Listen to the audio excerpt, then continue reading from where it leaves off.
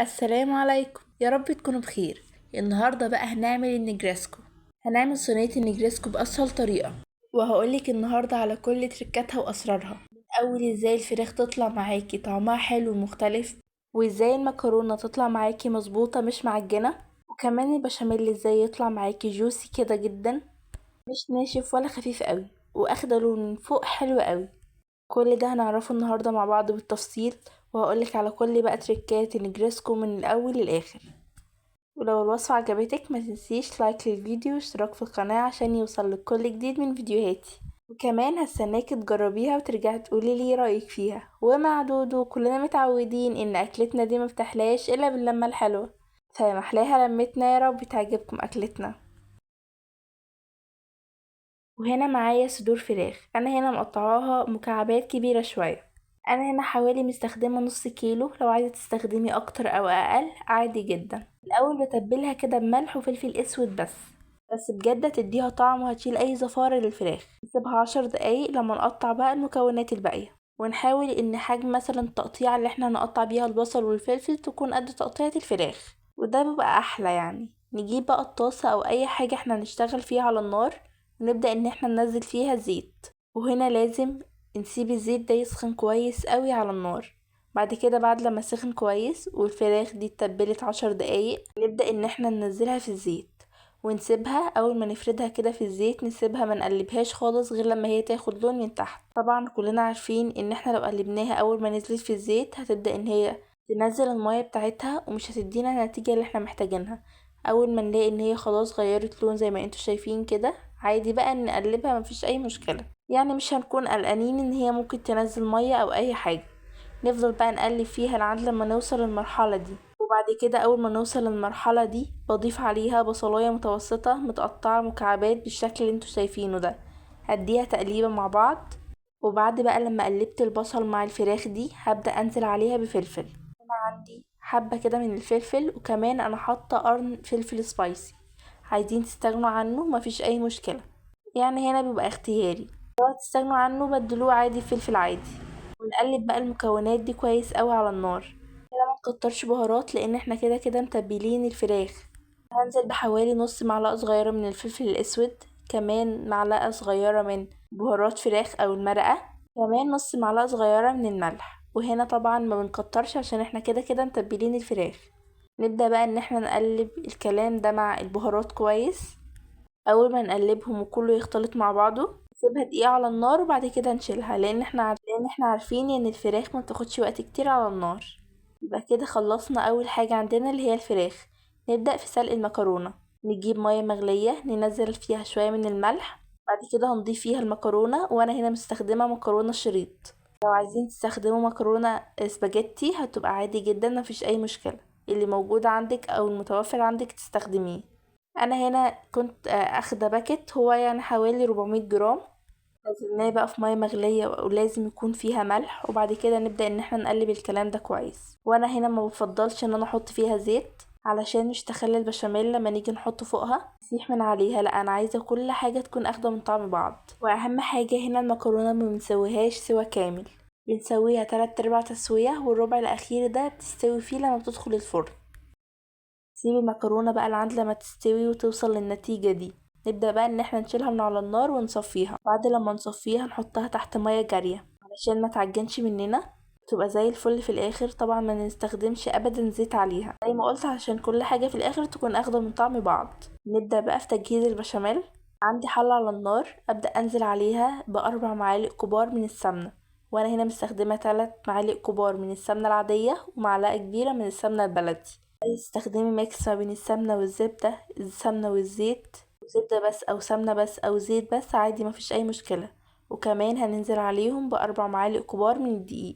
واهم حاجة علشان البشاميل في الاخر يطلع مظبوط وكمان ما يكتلش منك، لما بنضيف الدقيق على السمنة نبدأ ان احنا نقلبه وما يكونش عامل زي العجين، يكون سايل بالشكل اللي انتوا شايفينه ده. ودي من الخطوات اللي لازم يحصل معاكوا علشان تطلع في الاخر البشاميل زي الفل، وكمان هيمنع ان هو يكتل منك. نبدأ بقى ان احنا نقلب الكلام ده، نسيبها كده لحد لما تغلي علشان الدقيق يستوي معانا. بقى ما تشمي ريحة الدقيق كده ان هو خلاص استوى، نبدأ ننزل عليه بلتر من اللبن، وكمان ضفنا عليه كوباية. ونقلب الكلام ده كويس قوي. شوفوا انا بنزل بايد وبقلب بالايد التانية علشان يمنع برضو ان هو يكتل معانا. بس كده كده حتى لو احنا مقلبناش واحنا بننزل، علشان الدقيق والسمنة مش حاجة عاملة زي العجين، هتبدأ ان هي تفك عادي مفيش اي مشكلة ومش هتكتل برضو. فدي من الخطوات المهمة اللي لازم تعملوها.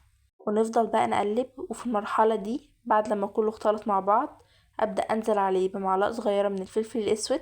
كمان لو عندك فلفل ابيض هيبقى احلى بكتير ومش هيعمل النقط السودا دي، فاللي متوفر عندك ضيفيه. وكمان معلقة صغيرة من الملح. وكل حاجة لما بنزل بيها ببدأ ان انا اقلبها، وبضيف كده مكعب من المرقة. وطبعا المرقة هنا بتفرق جدا. وكمان انا بصراحة بحب اضيف نص كده معلقة صغيرة من السبع بهارات.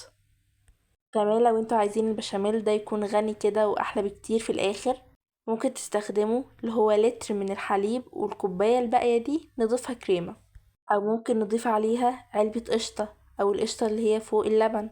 ده كله هيعلي من القيمة بتاعة البشاميل، بس دي اختياري طبعا. وهنا النجريسكو مش بتحتاج البشاميل تقيل زي المكرونة بالبشاميل. اول ما نوصل للمرحلة دي ببدأ ان انا ارفعه من على النار. انا كده جهزت كل المكونات بتاعتي بقت جاهزة معايا، وكمان ما اخدتش وقت كتير مني. اول حاجة بقى بنجيب الطبق او البايركس او الصينية او اي حاجة احنا هنسوي فيها، وببدأ انزل فيه كده من تحت شوية كده من البشاميل.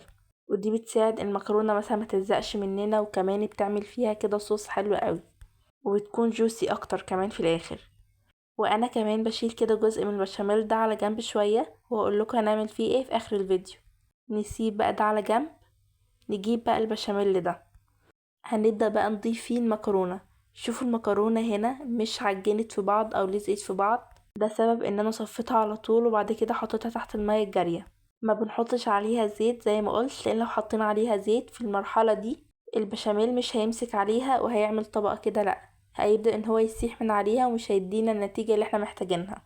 اول حاجة بدي تقليبة المكرونة مع البشاميل كويس،